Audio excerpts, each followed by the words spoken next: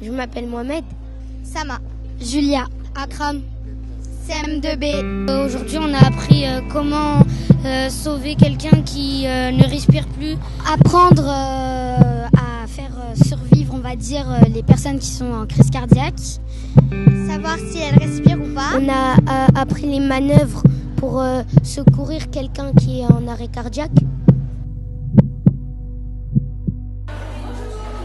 Pour nous, c'était assez naturel d'essayer d'accompagner la mobilité des 4000 élèves qui sont venus aujourd'hui s'initier aux premiers secours, aux gestes qui sauvent.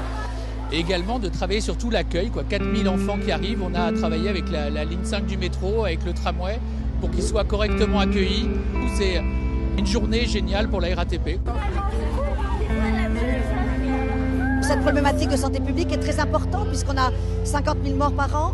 Aujourd'hui, on a 10% de vies sauvées, mais il y a 8 ans, c'était 2%. Les pompiers travaillent sur cette problématique. On leur apporte une des solutions. Et former ces enfants avec la ville de Paris, plus tard, ça sera des citoyens engagés. Et je pense qu'avec ce qu'on vit en ce moment, c'était important de le faire.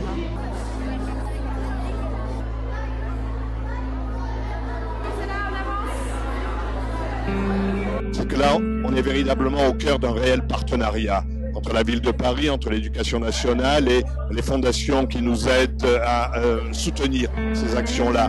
Donc, grâce à ces partenariats, nous pouvons intégrer très clairement l'éducation à la santé et l'éducation à la santé pour tous au cœur de tous les apprentissages fondamentaux de nos élèves parisiens et de la région d'Île-de-France. On se trouve dans la grande halle de la Villette, pour laquelle l'âge moyen aujourd'hui doit être 10 ans et demi ou 11 ans. Donc il y a plus de 2000 enfants qui sont là aujourd'hui. Ils sont là pour quelque chose qui est à la fois exceptionnel et qui devrait être quelque chose d'habituel. Apprendre les premiers gestes qui sauvent. S'ils ne respiraient pas, on devait appeler d'abord le SAMU ou les pompiers. Le 15 ou le 18. Ensuite, on prend des défibrillateurs.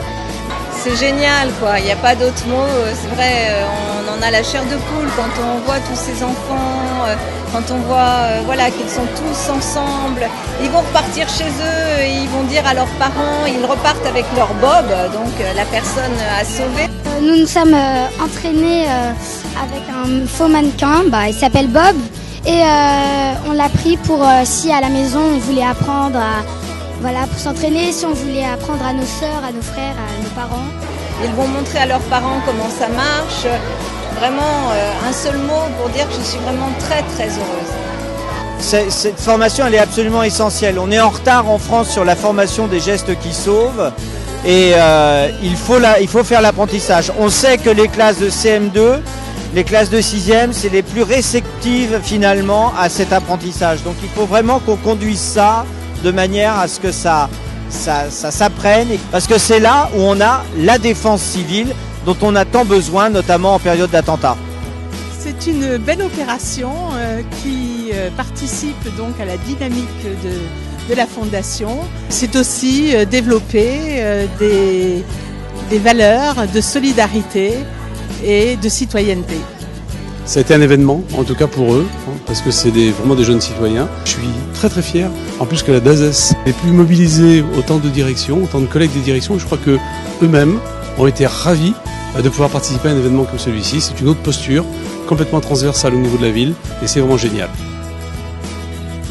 Est-ce que vous savez reconnaître quelqu'un d'être conscient?